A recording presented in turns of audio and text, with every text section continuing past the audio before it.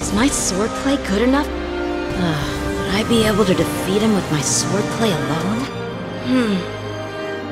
I should try to answer it myself. What can one do after one has made history?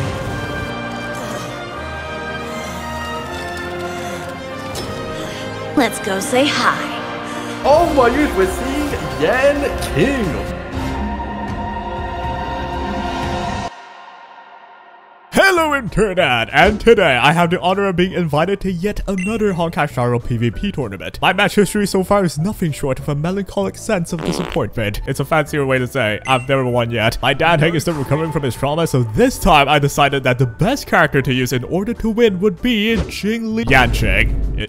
It would be Yanqing. Before I tell you the most touching story of someone that's bullied constantly and how he got onto the biggest stage and performed, I'd like to first introduce to you the teams. I've been paired with Mr. GachaSmack with our team name Cook It Up. Very descriptive name, I'd say. We're against EO and Moon, and promise me guys, you'll check out their videos and the tourney itself as well. Links in the description. Thank you again for having me here. Big thanks to Timaeuss as well for being the host of the entire tournament, the casters Volkin and Grimro, the editor Rimpoy, and of course every participant involved. Now then, fasten your seatbelts because we're about to cook it up. The draft started with the bans like these. The Bronya ban is controversial for us, but Smack and I really would love to cook with Tingyun alongside Black Swan, so we had to ban Brody or else they'd get her plus Runmei together. The draft ended up being like this. We would love Runmei and Ratio, but God bless the world, we got none of those two. They got them. What a nice day. In the end, we both got a team we can somewhat work with, and hey, maybe we can finally show the world that Yanqing may not be a D tier. I'm actually surprised why they ranked him D tier, like he's not that bad. And with that, Yanqing picked up his swords for his ultimate challenge. The secret to this team was shredding their defenses to quite practically zero and have Yanqing lay waste on them, or try to at least. Silverwolf here is on a brick fight build, which is inarguably the best build for her, in my opinion. Just look at her damage, man. By the time she takes a turn, we should be pretty safe to land the kill with 137k straight into the deer.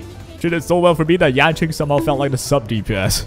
Kind of went against what I wanted to prove here, but the trick here that I had to adhere to was making sure that Silverwolf was the one that breaks every time. This forces me to hold my ultimate at times, which is annoying, but nonetheless very doable by choosing the right targets, right? You can see me hitting both the elites here and there just to have Silverwolf perfectly break them. With Pella spamming her ult, Silverwolf doing the same and quantum breaking, Yanqing with the mega nukes, I have reached very high damage and got to give the cyberbully victim a pretty decent run, and here is how it went. Bladed flight! Strike the heart! Enemy data secure. Net markers activate. Practice. Swords descend! Time for a fun.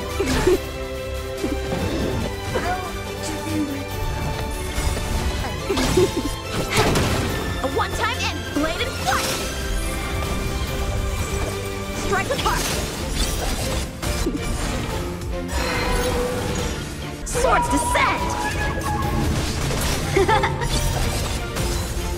How many can you block? Strike with heart! This ends. Time for swordplay! Bladed flight! More enemies. Time for a fun. This is double speed.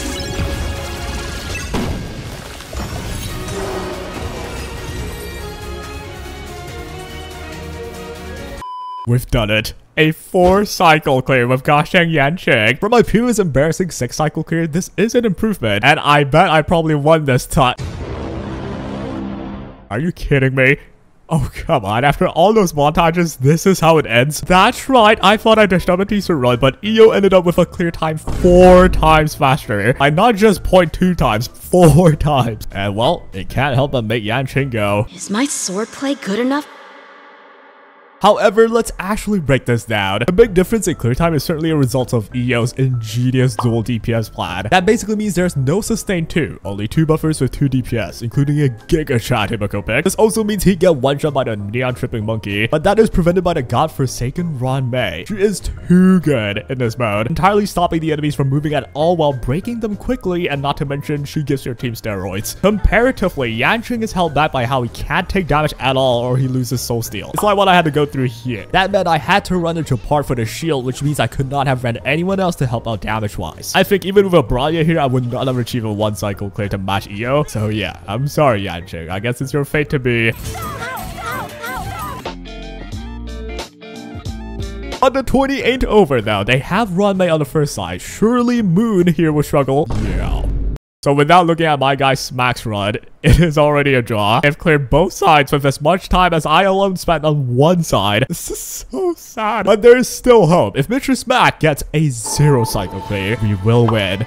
And oh boy, did we do the impossible. You will not be able to believe how we managed to pull this off, but let me just show you how it went.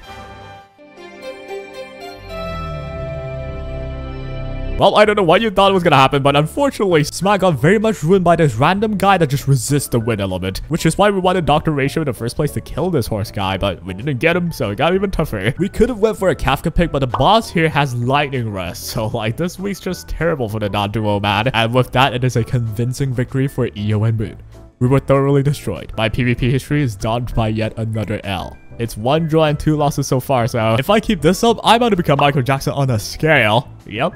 Dead weight. But hey, it was a fun showcase though. I got to mostly show how Cerulus' break effect is hecka nice, but Yanqing was doing pretty solid stuff as well. I don't think my run could have been any much better, but maybe if you know, you can let me know in the comments down below. And in terms of my builds, here are all of it. I actually had an E3 Japart, but it is allowed after I asked Timaeuss, mostly for the fact that my traces with E3 combined are still below level 10, which is tragic. I also saw some people asking about the speed set pillow, which the reason behind that is I don't got nothing better, and I just wanted her to be fast and get those death shreds in. So there's also my Yanqing, which is honestly just mid. I don't got much else other than what I got, you know what I mean? In a perfect world, I don't think I could have done 2 cycle, much less a 1 cycle. Maybe 3 would be possible, just maybe. But anyways, guys, I hope you guys enjoyed this one. If I get invited next time, it will be the return of the training arc Danheng. Unless if I don't get the crit damage body that I need with perfect substats. And before we end the video, here's something that we have to talk about, at least for me. In these Timaeuss Cups, Timaeuss himself has told us it is best to showcase fun stuff. Honestly, this mode is less about getting the victory. It's more about just having fun, showcasing stuff, showcasing whatever you like, because otherwise every time you'll just see the same few characters, you know, being used. It's gonna be Jinglu, it's gonna be Dale, it's gonna be Ranmei, Bronya, which is why me and Spag we decided to, you know what, let's just have fun, and you know,